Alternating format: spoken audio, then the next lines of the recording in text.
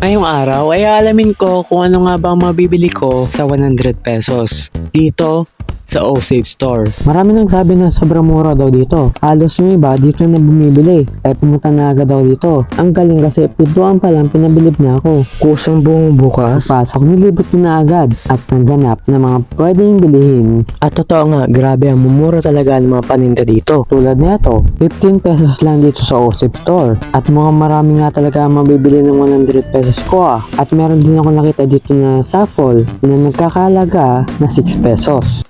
At habang nag-ikot-ikot ako dito at naghanap ng pwedeng mabili, sobrang dami ko talaga nakita na swak talaga sa budget natin. Siyempre, nilista ko muna lahat ng bibili natin. At ngayon nilista ko na lahat, oras na para huhain at bilihin. Una kong kinuha yung swak talaga sa budget natin. At ayun yung dalawang mangwan. Pangalawa kong kinuha ay clover. And yung last, yung drinks, which is yung C2. At kumuha na rin pala ako ng Mr. Chips dahil alam ko na kulang pa ito sa budget natin. At ngayon malalaman natin sa cashier kung sasakto 100 nga ba ang lahat ng binili natin.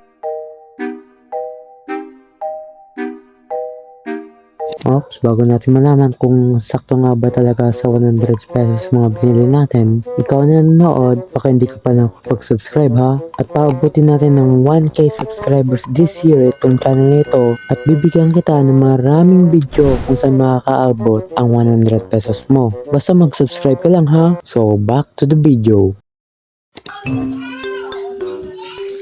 What? Yun lang, mukhang fail tayo guys ha. Paano ba naman kasi may bayad din tong eco bag na to, 15 pesos.